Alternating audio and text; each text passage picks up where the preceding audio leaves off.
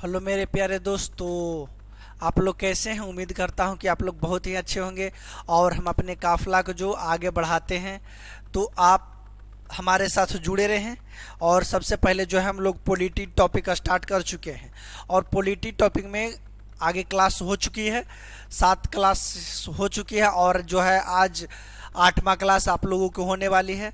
तो आप सभी लोग जो हैं हमारे साथ जुड़े रहें और अपनी सपनों को साकार करने के लिए बिहार पुलिस से एक पद मात्र एक सीट को छीनने के लिए आपको सपना साकार पूरा करा सकता है तो बिल्कुल फ्री में रुक्मिणी एजुकेशन सेंटर। और तो आप लोग सभी लोग जुड़े रहें, अंत तक वीडियो को देखना ना भूलें। आज जो है थोड़ा सा हम लोग रिवीजन की ओर चलेंगे। सबसे पहले हम लोग रिवीजन करेंगे और स्टार्ट क्या चीज़ की है हम लोग पॉलिटी में हम लोग क्या क्या चीज़ पढ़ चुके हैं। तो पॉलिटी में बहुत सारे चीज़ हम लोग पढ़ चुके हैं और सबसे पहले उसका हम लोग सबसे पहले रिवीजन करेंगे। तो अनुसूची एक क्या चीज़, अनुसूची सबसे पहले जानेंगे। सबसे पहले हम लोग अनुसूची पढ़ चुके हैं। तो अनुसूची पढ़े हैं तो अनुसूची प्रारंभ में अनुसूचियों की संख्या 8 थी, लेकिन वर्तमान में अनुसूची 12 है। वर्तमान में कितनी अनुसूचियां हैं? 12 है। तो अनुसूची, कुछ अनुसूची के बारे में जानकारी। अनुसूची अब पूछ दे कि अनुसूची 7 क्या चीज़ है? तो शक्ति का विभाजन, जिसमें कि संघ क्षेत्र, राज्य क्षेत्र, समवर्ती सूची और अवशिष्ट सूची में बंटवारा किया गया है। अगर जो पूछ दे आपसे अनुसूची 8 क्या है तो भाषा है, जिसमें 22 भाषा को शामिल किया गया था अनुसूची 8 के अंतर्गत। इसकी टोटल मैं डिटेल से क्लास ले चुका हूँ और अनुसूची 9, 10, 11, 12 कोई भी चीज़ पूछ दे तो इसकी टोटल जानकारी हम लोग देख चुके हैं। और हम लोग क्या चीज़ पढ़ चुके हैं? भाग एक क्या चीज़ है? संघ और उसका राज्य क्षेत्र। भाग एक क्या चीज़ है? संघ और उसका राज्य क्षेत्र। संघ और उसका क्या चीज़? राज्य क्षेत्र। अनुच्छेद इसमें कहाँ से कहाँ तक हम लोग जान चुके हैं? तो अनुच्छेद 1 से लेकर के अनुच्छेद 4 जो है हम लोग पढ़ चुके हैं। अनुच्छेद 1 से लेकर भारत संघ और उसके राज्य क्षेत्र, यानी कि संघ के बारे में डिटेल करना है, डिटेल से जानकारी। अगर संघ का मतलब संघ के बारे में जानकारी करेंगे और हम लोग क्या चीज़, और हम लोग जो जानकारी राज्य के बारे में जानकारी हम लोग प्राप्त करेंगे। संघ के जो लोग जो बैठे हुए हैं संसद, वो संघ क्षेत्र में आते हैं, यानी केंद्र जो हो गई हमारी संघ के क्षेत्र में, संघ के अंतर्गत आती है। और राज्य, यानी राज्य का मतलब हुआ कि विधानसभा सीटों की संख्या, कौन सी राज्य में कितना जिला है, उसका सीमा कितनी है, टोटल जो है इस अनुच्छेद सब भाग 1 के अंतर्गत आती है। कितना? भाग 1 के अंतर्गत आती है। भाग 2 में क्या चीज़ है? भाग 2 में जो है नागरिकता। भाग 2 में क्या चीज़ है? भाग 2 में नागरिकता, यानी सिटीजनशिप की बात की गई है। किसकी बात की गई है? सिटीजनशिप, नागरिकता। और नागरिकता क्या चीज़ है? नागरिकता इसमें अनुच्छेद 5 से लेकर 11 तक का जिक्र किया गया है। अनुच्छेद 5 से लेकर 11 तक नागरिकता में है। अब हम लोग जानेंगे कि नागरिकता, भारत की जो नागरिकता है किस देश की नागरिकता से ली गई है? तो भारत की नागरिकता है जो ब्रिटेन के नागरिकता से ली गई है। और ब्रिटेन के नागरिकता से भारत में जो है एकहरी नागरिकता है। और एकहरी का मतलब ये होता है कि हम जो हैं केंद्र के, यानी कि हम भारत के, हम लोग जो हैं भारत के नागरिक हैं। हम लोग कहाँ के नागरिक हैं? तो हम लोग भारत का नागरिक हैं। राज्य के हम लोग नागरिक नहीं, राज्य के हम लोग निवासी होते हैं। इसीलिए हम लोग जो हैं एकहरी नागरिकता। ब्रिटेन में भी एकहरी नागरिकता है, लेकिन स्विट्जरलैंड की अगर जो बात कर लें, कंबोडिया की बात कर लें, वियतनाम की बात कर लें, तो ये सब में दोहरी नागरिकता है कि आप जो हैं देश के साथ साथ आप राज्य का भी नागरिकता आपको होना जरूरी है। तो इसी को हम लोग दोहरी नागरिकता कहते हैं। भाग 2 में नागरिकता है। और नागरिकता जो है आप लोगों को बचपन से नहीं मिलती है, नागरिकता 18 वर्षों के बाद मिलती है। नागरिकता 18 वर्षों के बाद, यानी कि नागरिकता आपको कब प्राप्त होगी? तो आप जब 18 साल के हो जाइएगा तो आपको वोटर आईडी कार्ड बन जाएगा, बैंक में अकाउंट खुलवा दिया जाएगा और जो है ड्राइविंग लाइसेंस आपको दिया जाएगा। तो यानी जो सारी सुविधा है भारत के नागरिक होने का, चुनाव लड़ने का, वोट डालने का, ड्राइविंग लाइसेंस बनाने के, ये सब नागरिकता के अंतर्गत आती है कि आप भारत के नागरिक हैं तो आपको ये सब सुविधा दी जाएगी। अथवा भारत के अगर जो आप नागरिक नहीं हैं तो आपको वोट डालने के अधिकार नहीं है, चुनाव लड़ने का अधिकार नहीं है। तो ये सब नागरिकता के अंतर्गत आज हम लोग जो है कुछ रिवीजन करेंगे। रिवीजन और नागरिकता जो देने के काम करती है वो कौन? संसद नागरिकता देने के काम करती है। और संसद में कौन? गृह मंत्रालय जो होती है, किसी को कभी भी नागरिकता दे सकती है। तो ये नागरिकता देने के काम कौन से करते हैं? गृह मंत्रालय करते हैं। और भाग 3 क्या चीज है? तो भाग 3 जो है मूल अधिकार या मौलिक अधिकार। मूल अधिकार क्या चीज? मूल अधिकार अनुच्छेद कहाँ से? अनुच्छेद 12 से लेकर के अनुच्छेद 35 तक है। 12 से लेकर के अनुच्छेद 35 तक है, जिसको हम मूल अधिकार के बारे में जानकारी प्राप्त करेंगे। क्या चीज? मूल अधिकार।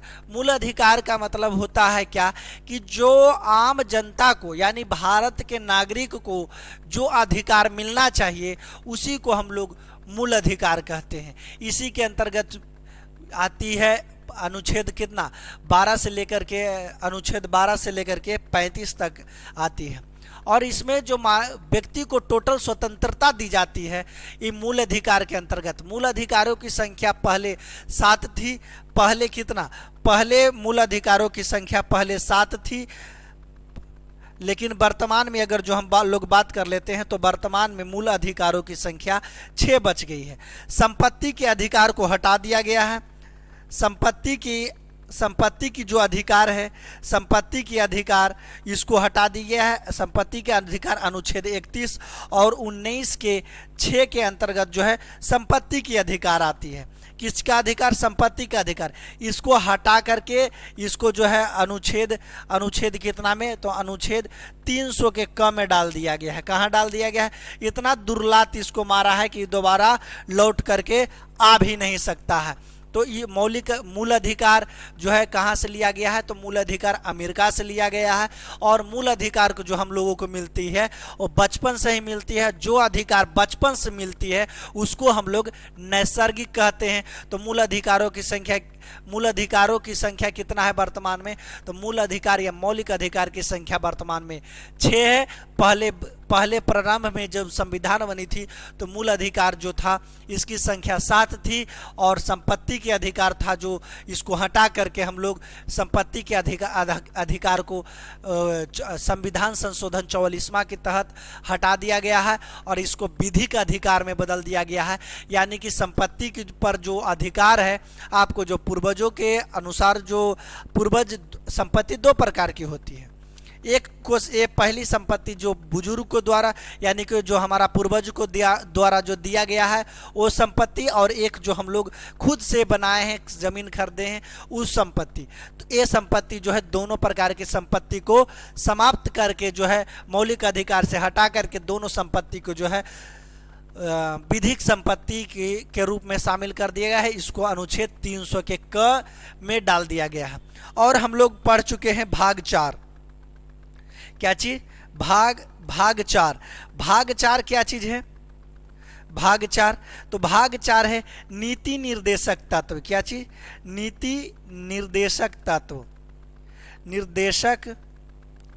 नीति निर्देशक तत्व। नीतिक निर्देशक तत्व है। क्या चीज है? नीति निर्देशक तत्व। नीति निर्देशक तत्व है। इसको अनुच्छेद कितना? इसको अनुच्छेद 36 से लेकर के अनुच्छेद 51 के तहत रखा गया है। नीति निर्देशक तत्व।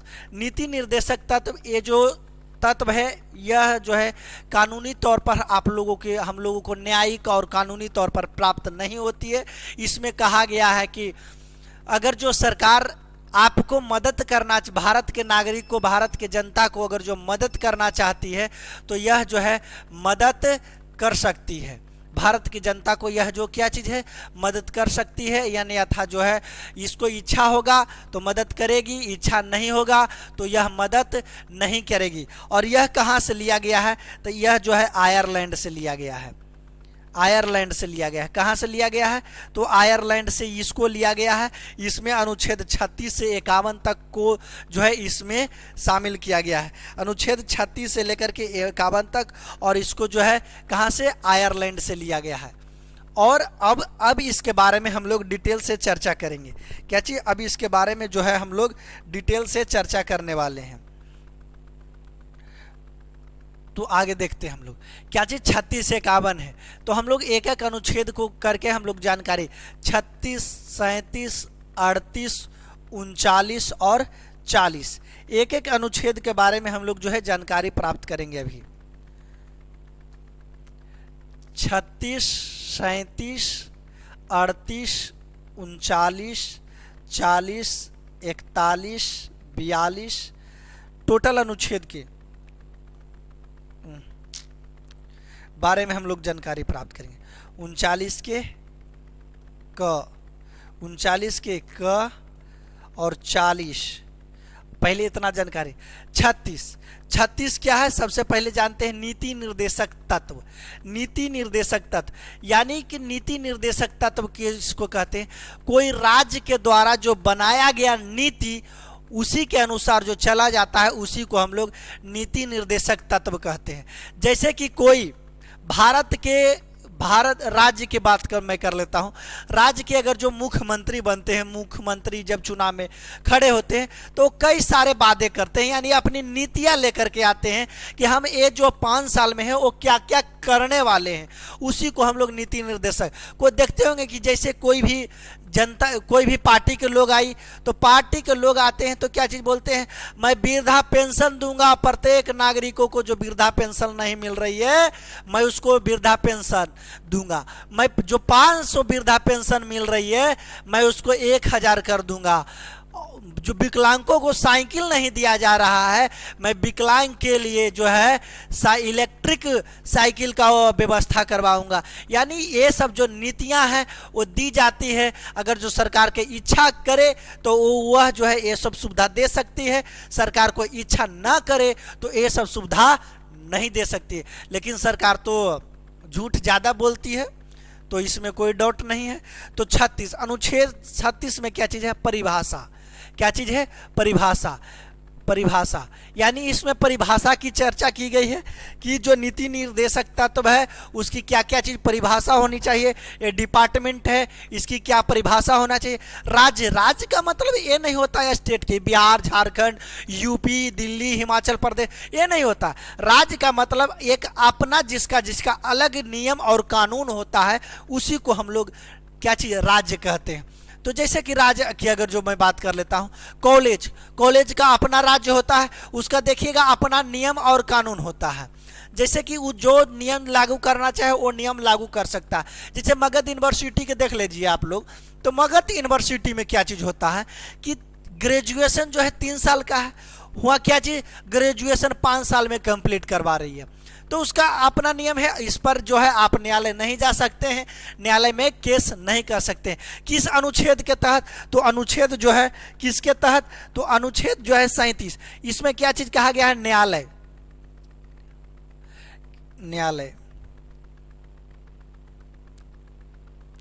क्या चीज है? न्यायालय। इसमें यह कहा गया है अनुच्छेद 37 में कि आप जो है न्यायालय नहीं जा सकते हैं। आपको सुविधा दी जा रही है तो दीजिए, लेकिन इसके तहत अगर जो आप कंप्लेन करना चाहिए, जैसे कि हमको वृद्धा पेंशन नहीं मिल रही है, विधवा पेंशन नहीं दिया जा रहा है, सरकार द्वारा जो वादे किए गए थे वो नहीं दिया जा रहा है, रेल का टिकट में जो है पैसा कमी नहीं किया जा रहा है, गाड़ी की मांग करनी है, तो कुछ भी करना है तो आप न्यायालय नहीं जा सकते हैं। और स्कूल जो है 4 साल कॉलेज जो है 4 साल के लिए ग्रेजुएशन कर दी है, तो इसके लिए आप न्यायालय जाने के लिए बाध्य है। ये 36 जो है पहले ही आपको धमका दिया है कि आप जो है ये सब कार्य नहीं कर सकते हैं अनुच्छेद 37 के तहत। अनुच्छेद 38 क्या चीज़ है? तो अनुच्छेद 38 है लोक कल्याण। 38 क्या चीज़ है? लोक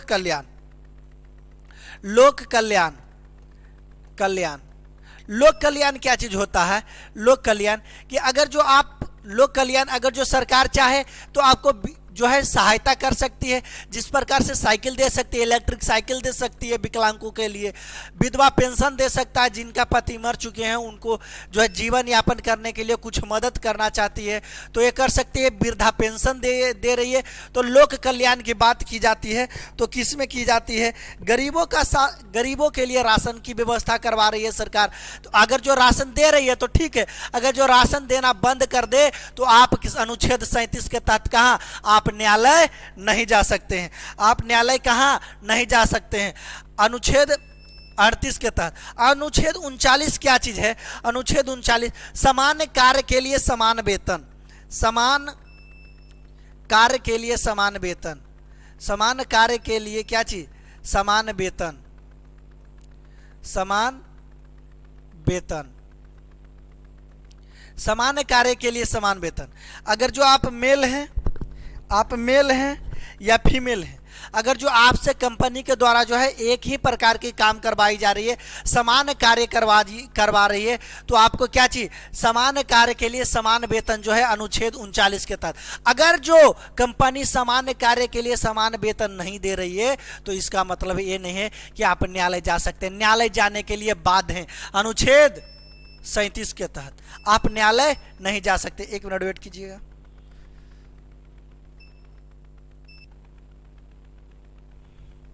चलिए, तो क्या चीज बोल रहे थे, अनुच्छेद 39 सामान्य कार्य के लिए समान वेतन। अनुच्छेद 39 के क्या चीज है, अनुच्छेद 39 के क्या चीज है, निशुल्क विधि सहायता, निशुल्क विधि सहायता, विधि सहायता, निशुल्क विधि सहायता, यानी कि कानूनी तौर पर आपको जो है निशुल्क, यानी कि अगर जो आप गरीब हैं, आप कोर्ट में गए, आपके पास किसी से झगड़ा हो गई है तो उसके पास वकील है, आप गरीब हैं तो आपके पास वकील नहीं है, तो आपको जो है न्यायालय के फ्री में जो है प्रोवाइड करेगी वकील, कि इनको जो है वकील दिया जाए। वो बोल दे कि हमारे पास पैसा नहीं है तो इसको सरकारी वकील दिया जाए, सरकारी वकील दे देगा और आप जो है आराम से जो है अपना जो है बात कोर्ट में रह सकते हैं। तो निशुल्क विधि सहायता अनुच्छेद 39। अनुच्छेद 40 क्या चीज है, पंचायत, पंचायत। अनुच्छेद 40 क्या चीज है, पंचायत। अनुच्छेद 40 के अंतर्गत आप जो है, अनुच्छेद 40 के अंतर्गत पंचायत में जितनी भी विकास की बात की जाए तो आप उसमें कर सकते हैं, लेकिन अगर जो एक काम मुखिया नहीं कर रहा है तो आप कहाँ, आप न्यायालय नहीं जा सकते हैं। लेकिन अनुसूची 11 में ग्राम पंचायत की बात की गई है और अनुच्छेद 40 में भी है, इसमें भी पंचायत की बात कर रही है। लेकिन अनुच्छेद 40 में जो पंचायत है उसके लिए आप न्यायालय जाने के लिए बाध्य हैं, इसमें न्यायालय आप नहीं जा सकते हैं। लेकिन जो अनुसूची 11 में जो ग्राम पंचायत है इसके लिए आप न्यायालय जा सकते हैं, क्योंकि वो पंचायत जो है आज़ादी के बाद, आज़ादी इसमें संविधान में उसको शुरू में जो है जिक्र नहीं की गई थी, इसको जो है बाद में जोड़ा गया था। लेकिन ये जो है जब संविधान बन रही थी तब वही अनुच्छेद 40 को लाया गया था। अनुच्छेद 41 क्या चीज है, अनुच्छेद 41 क्या चीज है। अब हम लोग अनुच्छेद 41 पर आते हैं। अनुच्छेद 41, अनुच्छेद 41 में क्या चीज कहता है, 41 में कहता है कुछ दशा में सरकारी सहायता, कुछ दशा में सरकारी सहायता, कुछ दशा में सरकारी सहायता, सरकारी सहायता, कुछ दशा में सरकारी सहायता, यानी कि कुछ दशा, जब मानव की स्थिति जब दयनीय हो गई है, मनुष्य की स्थिति दयनीय हो गई है, मनुष्य अपना जीवन यापन भी नहीं कर पा रही है, तो इसके लिए जो है सरकार जो है कोई स्कीम लाती है, इसके तहत जो है राशि प्रोवाइड की जाती है, उसको जो है सरकारी सहायता दी जाती है। लेकिन अगर जो सरकार ये सहायता आपको नहीं दे तो आप न्यायालय नहीं जा सकते हैं इसके लिए, इसको कंप्लेन करने के लिए, इसको कंप्लेन करने के लिए आप कहाँ, न्यायालय नहीं जा सकते हैं। आपको सरकार सहायता दे अथवा नहीं दे, इसके लिए आप न्यायालय नहीं जा सकते। जैसे हमारा मिट्टी का घर है तो पीएम आवास योजना के तहत जो है हर एक गरीब को घर दिया जाता है कि आप रहने के लिए सबसे पहले घर की व्यवस्था कराई जाए, जो है गली गली बनवाती है। लेकिन अगर जो घर आपको ना मिले और पीएम किसान योजना के तहत जो है प्रत्येक किसानों के खाता में साल में 6,000 आती है, 2-2 हज़ार करके किस्त दी जाती है। अगर जो आपको नहीं दिया जाएगा तो आप कहाँ, आप न्यायालय नहीं जा सकते हैं। विकलांगों को साइकिल मिलेगा तो क्या नहीं मिलेगा तो न्यायालय जा सकते हैं? नहीं। वृद्धा पेंशन अगर जो नहीं मिल रही है तो क्या हुआ, बूढ़े लोग जो है न्यायालय जा सकते हैं? नहीं जा सकते हैं। तो बूढ़ा बूढ़ी को जो है एक प्रकार से सहायता सरकार द्वारा दी जाती है, क्योंकि बेटा और जो पुतोह होती है नालायक निकल जाती है। ऐसा नहीं होना चाहिए। हमारे माँ बाप जो होते हैं बचपन से हम लोगों को पाल पोस करके बड़ा करते हैं, उसके बाद जो है पत्नी आने पर, लड़कियां का क्या दिमाग होता है, लड़कियां जो है तुरंत बदल जाती है, अपने माता पिता दूसरे के माता पिता को नहीं समझती है। और इसमें लड़का का 100% गलती है कि तुम्हारे माता पिता हैं, तुम अपने माता पिता को पाल पोस नहीं सकते हो। और ये नहीं करते हैं, अनाथ आश्रम बन जाता है, वृद्धाश्रम बन जाता है। तो ये नालायक बेटा और पुतोह के कारण ही जो है ये सब आश्रम बन जाती है। सभी लड़कियों से मैं गुजारिश करूंगा कि जो है बूढ़े और बूढ़ी जो होते हैं उनको सहायता की ज़रूरत है। और लड़कियां ही अगर जो चाहे तो अपने सास ससुर को जो है बढ़िया से सेवा कर सकते हैं। तो यही सब चाहें तो वृद्धा आश्रम को भी समाप्त कर सकते हैं, कोई दिक्कत नहीं। अब हम लोग अनुच्छेद 42, अनुच्छेद क्या चीज 42, अनुच्छेद 42 में क्या चीज है? मनोचित दशा एवं प्रसूति सहायता। मनोचित दशा एवं प्रसूति सहायता, प्रसूति सहायता, मनोचित दशा एवं प्रसूति सहायता। अब देखिए कि अनुच्छेद 42 क्या चीज है? मनोचित दशा एवं प्रसूति सहायता। मनोचित दशा एवं प्रसूति सहायता क्या चीज है कि अगर जो मनोचित दशा एवं प्रसूति सहायता, अगर जो कोई कामगार काम कर रहा है, तो उसके लिए जो सुविधा होनी चाहिए वो दे दे। इसी को हम लोग क्या चीज कहते हैं? मनोचित दशा। जैसे कि हमको अभी पढ़ा रहे हैं, हमको जैसे कि कोई कंपनी में हम लोग काम कर रहे हैं, तो कोई कंपनी में काम कर रहे हैं तो हमको तो क्या चाहिए? एक गर्मी का दिन है तो पंखा चाहिए। तो अगर जो पंखा है उसको दे दीजिए, तो इसी को हम लोग मनोचित दशा कहते हैं। अगर जो हमको बीमारी हो गया है, हम रेलवे में काम कर रहे हैं, बीमारी हो गया, जो हुआ के जो हेड कर्मचारी होते हैं, वो स्टेशन मास्टर होते हैं, वो हमको तबीयत खराब होने के कारण जो है हमको आराम जगह भी भेज सकता है। तो इसी को हम लोग क्या चीज़ मनोचित दशा कहते हैं। अगर जो ये आपको प्रोवाइड नहीं कर रही है, आपको नहीं दिया जा रहा है, तो आप कहाँ? अनुच्छेद 37 के तहत आप न्यायालय नहीं जा सकते हैं। किसके तहत? अनुच्छेद 37 के तहत जो है आप लोग न्यायालय, हम लोग क्या चीज़ कहाँ नहीं जा सकते हैं? न्यायालय नहीं जा सकते। अनुच्छेद 43, अनुच्छेद 43 क्या चीज़ कहता है? न्याय संगत एवं निर्वाहन योग्य मजदूरी। क्या चीज? निर्वाहन योग्य मजदूरी, निर्वाहन योग्य मजदूरी। यानी कि क्या चीज? न्याय संगत एवं निर्वाहन योग्य मजदूरी। अगर जो कंपनी में आप काम कर रहे हैं तो न्याय संगत होनी चाहिए।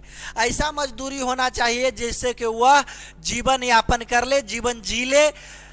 तो उसी को हम लोग न्याय संगत एवं निर्वाहन योग्य मजदूरी कहते हैं। अनुच्छेद 43 के अंतर्गत अनुच्छेद, अब एक एक को पढ़ें। अनुच्छेद 36 क्या चीज है? परिभाषा, नीति निर्देशक तत्व की परिभाषा। अनुच्छेद 37 आप न्यायालय नहीं जा सकते हैं। अनुच्छेद 38 लोक कल्याण, यानी कि लोक कल्याण की बात कही जाती है कि आप को लोक कल्याण दिया जाएगा। अनुच्छेद 39 क्या चीज़ है? समान कार्य के लिए समान मजदूरी, अनुच्छेद 39 के अंतर्गत है। अनुच्छेद 39 के लिए क्या चीज़ है? निःशुल्क विधि सहायता, 39 के क है। 40 क्या चीज़ है? पंचायत के बारे में जिक्र किया गया है। अनुच्छेद 41 क्या चीज़ है? कुछ दशाओं में, अनुच्छेद 41 क्या चीज़ कहता है कि कुछ दशाओं में सरकारी सहायता प्राप्त करना है, प्रदान करना है। अनुच्छेद 42 क्या चीज़ है, मनोचित दशा एवं प्रसूति सहायता की बात की गई है। अनुच्छेद 43 न्याय संगत एवं निर्वाहन योग्य मजदूरी की बात की गई है। और अनुच्छेद 43 के क 43 यानी जितना भी जोड़ देख लीजिए, क ख जो जोड़ा गया है वह जो है बाद में क ख संशोधन करके जोड़ा गया है। तो यानी उद्योग मजदूर उद्योग प्रबंधन में क्या चीज़, उद्योग प्रबंधन में कामगारों की भागीदारी, कामगारों की भागीदारी यानी 43 के क्या चीज़ है, उद्योग धंधों में जो है कामगारों की भागीदारी है, इसकी जिक्र की गई है। यानी उद्योग में जो धंधे होते हैं उसमें कामगार अहम भूमिका निभाती है। कामगार के बिना आप उद्योग की स्थापना नहीं कर सकते हैं, इसीलिए उद्योग धंधों में कामगारों की भागीदारी की जिक्र की गई है। क्या चीज़, उसकी जिक्र की गई है। तो अब बता दीजिए कामगारों की जिक्र की गई है। और अनुच्छेद अब 44 क्या चीज़ है, समान सिविल संहिता क्या चीज़, समान सिविल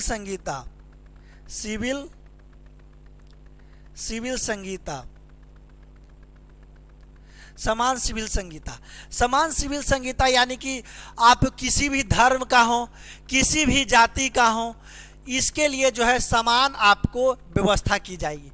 जैसे विवाह पहले क्या चीज होता था, विवाह एक ही है।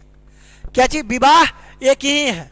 विवाह आप जो है भारत के नागरिक हैं तो एक ही विवाह कर सकते हैं। क्या चीज, आप जो है एक ही विवाह कर सकते हैं। पहले देखते होंगे कि मुस्लिम में 6 विवाह, 7 विवाह, 8 विवाह, 2 दर्जन विवाह, 3 दर्जन विवाह, इस प्रकार से विवाह जो है चलती रहती है। तो इसके लिए जो है व्यवस्था एक की सिविल संहिता जो अनुच्छेद 44 है, इसके अंतर्गत कहा गया है कि आप विवाह एक कर सकते हैं। तलाक क्या चीज, विवाह, तलाक,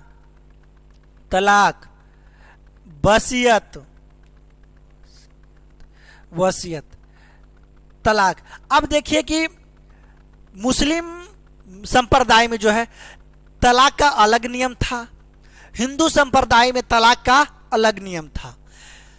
मुस्लिम संप्रदाय में तलाक के लिए क्या था, 3 तलाक लागू था कि आप बोल दे तलाक तलाक तलाक 3 बार तक खत्म, यानी उससे तलाक हो गई। बढ़िया खराब व्यवस्था थी कि अगर जो पति पत्नी में झगड़ा हुआ तो एक बार बोल दिए तलाक तलाक तलाक, खत्म, विवाह थोड़ा सा खत्म, हम दूसरा विवाह करेंगे। तो ये जो है कानूनी तौर पर जो है 3 तलाक को समाप्त कर दिया गया है।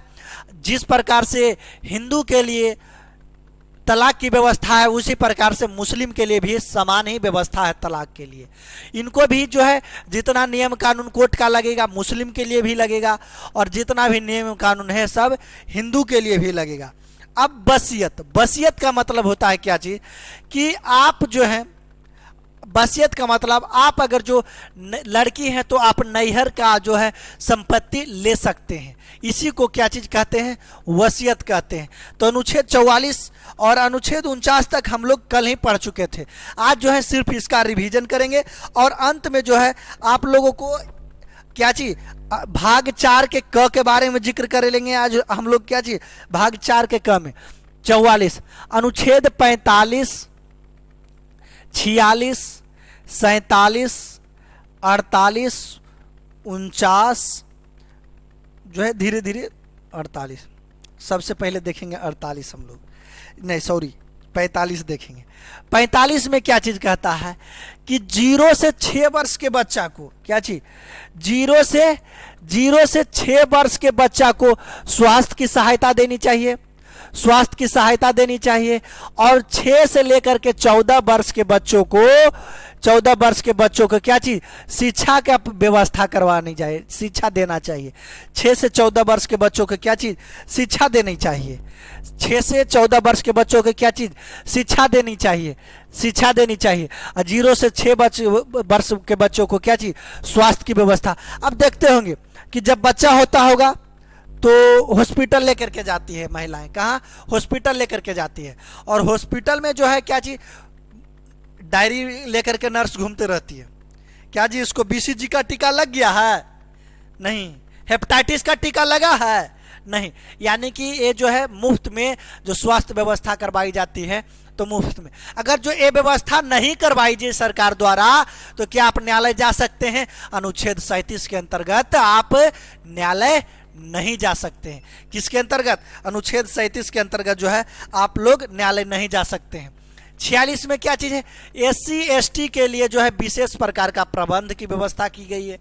एससी एसटी के लिए विशेष प्रकार की प्रबंध की व्यवस्था किसकी अंतर्गत किया गया है? तो अनुच्छेद जो है 46 के अंतर्गत जो है एससी एसटी के लिए विशेष प्रबंध किया गया है। अनुच्छेद 47 की क्या चीज है? पोषाहार, पोषाहार, पोषाहार, पोषाहार की व्यवस्था की गई है कि अगर जो आपको जो है पोषाहार में देखते होंगे कि एक फांसी, यानी कि आप कुछ भी खरीदते हैं तो इसका लोगो लगा हुआ रहता है, लगा हुआ, यानी कि इसका मतलब यह हुआ कि यह कंपनी कहाँ से, कौन कंपनी, जैसे बिस्किट, दालमोट, कुरकुरे, चिप्स, लेज खरीदते होंगे तो इसमें ये जो लोगो लगी हुई रहती है कि ये कहाँ की कंपनियां बनाई है। इसका अगर जो देखिए आप खा रहे हैं बिस्किट, बिस्किट में अगर जो जहर मिला दिया गया है, वो बिस्कुट खाने से आपकी मृत्यु हो गई है, तो एक कंपनी पर आप केस कर सकते हैं, इसकी जो है जांच पड़ताल किया जाएगा। तो पोषाहार किसके अंतर्गत? इसमें शराब को बैन किया गया है, नशीली दवाओं को जो है बैन किया गया है, इस पर जो है आपको बैन लगा दिया गया था। कुछ दिन पहले हुआ, आप लोग सुने होंगे मैगी, मैगी पर जो है बैन लगा दिया गया था क्योंकि इसमें 4% जो है लेड मिल रहा था, लेड मिल रहा था कि यानी 4% लेड की व्यवस्था इसमें की गई थी। लेकिन बाद में इसको सुधार कर दिया गया है और बाद में 2% लेड करके जो है फिर मार्केट में लाया गया था।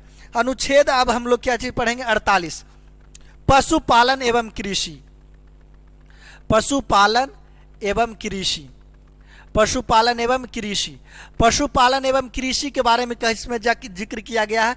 तो अनुच्छेद 48 के तहत जो है पशुपालन एवं कृषि का जिक्र किया गया है।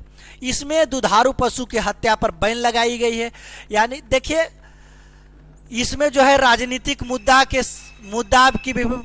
जो है लागू कर दिया जाता है कि ये जो है हिंदू धार्मिक, गाय जो पशु है ये धार्मिक दृष्टि से पवित्र पशु मानी जाती है।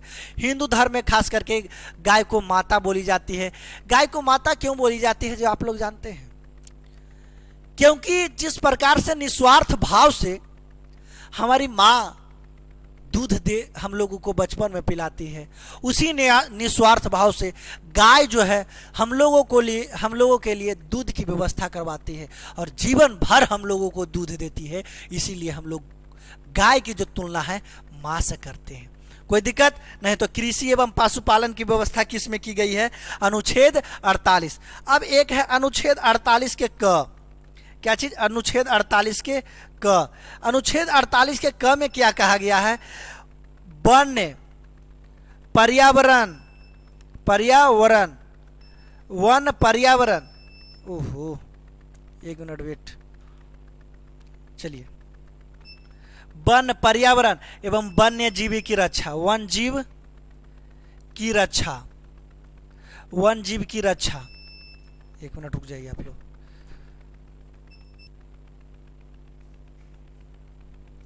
क्या चीज? वन एवं पर्यावरण जीव की रक्षा, यानी नीलगाय तिलगाय हो गई जो तो जंगली जानवर है, वन्य जीव है, शेर, जंगल, ये सब की रक्षा की व्यवस्था किसमें की गई है? 48 के क में किया गया है। अब 49 क्या चीज है? अनुच्छेद 49, 49 राष्ट्रीय स्मारक की, राष्ट्रीय स्मारक, राष्ट्रीय स्मारक की रक्षा। एक मिनट, ये जो है लाइन कटने के बाद ना काफी डिस्टर्ब हो। क्या चीज? राष्ट्रीय स्मारक की रक्षा किसके अंतर्गत बताया गया है? तो राष्ट्रीय 49, राष्ट्रीय स्मारक की क्या चीज? रक्षा। राष्ट्रीय स्मारक की रक्षा किसके अंतर्गत? 49 के अंतर्गत। राष्ट्रीय स्मारक की रक्षा किसके अंतर्गत? 49। और 50 में क्या चीज है? कार्यपालिका एवं न्यायपालिका, कार्यपालिका एवं न्यायपालिका अलग अलग, कार्यपालिका, कार्यपालिका और न्यायपालिका और न्यायपालिका, पालिका, न्यायपालिका, कार्यपालिका और न्यायपालिका का जो है विभाजन किया गया है, तो किसके अंतर्गत किया गया है? किसके अंतर्गत किया गया है? तो अनुच्छेद 50 के अंतर्गत जो है कार्यपालिका एवं न्यायपालिका। कार्यपालिका कौन कौन हो गए?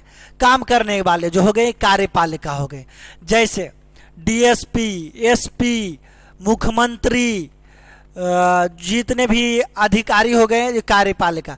पुलिस प्रशासन, यहाँ न्याय मिलती है, कोर्ट कचहरी न्याय मिलती है, तो इसे हम लोग क्या चीज न्यायपालिका कहते हैं।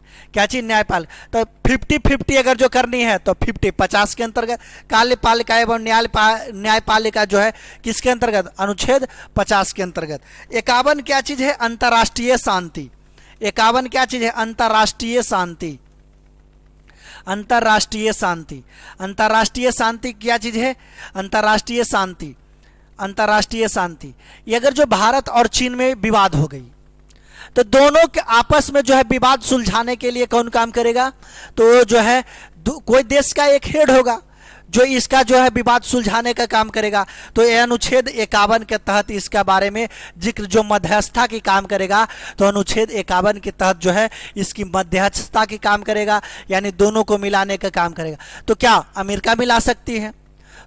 अमेरिका तो मिला सकती है, दोनों को बीच बैठा जो हेड होगा वही नहीं मिलाएगा। रूस मिला सकता है, पाकिस्तानों मिला सकता है। पाकिस्तान कहेगा जे हमरा देने पै, जे हमरा कर्जा देगा ओकरे हम साथ देंगे।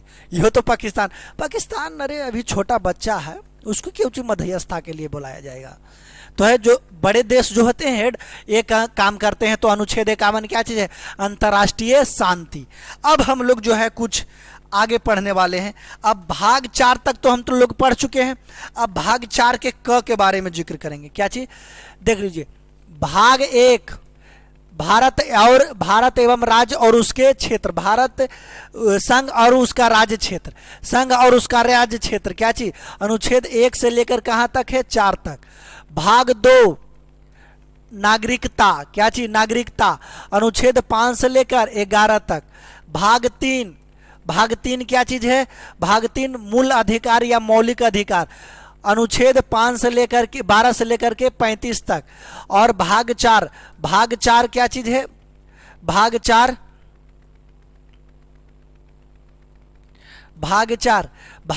क्या चीज है? नीति निर्देशक तत्व, अनुच्छेद 36 से लेकर के 51 तक। और हम लोग अब पढ़ेंगे भाग 4 के क। भाग 4 के क, अनुच्छेद 51 के क, अनुच्छेद 51 के क। जब हमारा संविधान बना था, क्या चीज? जब हमारा इसमें क्या चीज हम लोग पढ़ेंगे? मूल्य कर्तव्य। मूल्य कर्तव्य क्या चीज? मूल्य कर्तव्य, मूल्य कर्तव्य, कर्तव्य। देखिए भाग 4 में क्या चीज है? भाग 4 के क में क्या चीज है? मूल्य कर्तव्य। अब मूल्य कर्तव्य किसको? जो हमारा कर्तव्य होता है मूल, उसी को हम लोग कहते हैं मूल्य कर्तव्य। मूल्य कर्तव्य जो पूछ दे आपसे कि जब मूल्य कर्तव्य के बारे में, तो संविधान जब बनी थी, तो प्रारंभ में जब संविधान बना था तो मूल्य कर्तव्यों की संख्या कितना था? 0 था। मूल्य कर्तव्यों की संख्या कितना था? 0 था। लेकिन जब 42वां संविधान संशोधन हुआ, क्या चीज? 42वां जब संविधान संशोधन हुआ, 42वां जब संविधान संशोधन हुआ, 42वां संविधान संशोधन, तो इसके अंतर्गत जो है 10 मूल्य कर्तव्य को जोड़ा गया। कितना? 10 मूल्य कर्तव्य को जो है जोड़ा गया। 10 मूल्य कर्तव्य को जोड़ा गया 42वां संविधान संशोधन के अंतर्गत। 42वां संविधान संशोधन कब हुआ? तो 1976 ईस्वी को जो है 42वां संविधान संशोधन के अंतर्गत बताएंगे। तो जो है 42वां जो है मूल्य पूछ दे आपसे कि मूल्य संविधान में कितने मूल्य कर्तव्य थे, तो मूल्य संविधान में एक भी मूल्य कर्तव्य नहीं थे। लेकिन जब 42वां संविधान संशोधन हुआ, तो 42वां संविधान संशोधन के तहत जो है 10 मूल्य कर्तव्य को जोड़ा गया। 42वां संशोधन कब? 1976 में। और अगर जो वर्तमान में पूछ दे, वर्तमान में मूल्य कर्तव्यों की संख्या कितना है, तो वर्तमान में मूल्य कर्तव्यों की संख्या जो है मूल्य कर्तव्य की जो संख्या है, मूल्य कर्तव्यों की संख्या 11 है। 11 है। मूल्य कर्तव्यों की संख्या कितना है? जब 86वां संविधान संशोधन हुआ, क्या 86वां संविधान संशोधन जो हुआ, 86वां संविधान संशोधन 86वां संविधान संशोधन हुआ, 86वां संविधान संशोधन हुआ। ये कब हुआ? 2002 ईस्वी में। तो इसमें एक मूल्य कर्तव्य और जोड़ा गया और वर्तमान में जो है मूल्य कर्तव्यों की संख्या 11 है। मूल्य कर्तव्य कहाँ से लिया गया है? तो यूएसएसआर, यूनाइटेड सोवियत संघ रूस। कहाँ? यूनाइटेड सोवियत संघ रूस। जब 1976 ईस्वी में जो है यूनाइटेड रूस जो था, यूनाइटेड सोवियत संघ रूस था, लेकिन जो बाद में हुआ, बाद में इसमें परिवर्तन किया। बाद में जो है 1991 में ईस्वी में इसका विभाजन हो गया और यह जो है 14 देशों में इसका विभाजन हो गया और रूस अकेला बच गया। तो भाग 4 के कहाँ मूल्य कर्तव्य की संख्या कितनी है? तो मूल्य कर्तव्यों की संख्या वर्तमान में 11 है। मूल संविधान में मूल्य कर्तव्यों की संख्या 0 थी। 42वां संविधान संशोधन के अंतर्गत मूल्य कर्तव्यों की संख्या 10 हुआ। लेकिन 86वां जब संविधान संशोधन हुआ, क्या 86वां संविधान संशोधन 2002 ईस्वी में, तो इसके अंतर्गत जो है एक को जोड़ा गया, एक मूल्य कर्तव्यों को जोड़ा गया और वर्तमान में मूल्य कर्तव्यों की संख्या कितना है? मूल्य कर्तव्यों की संख्या 11 है। यह कहाँ से लिया गया है?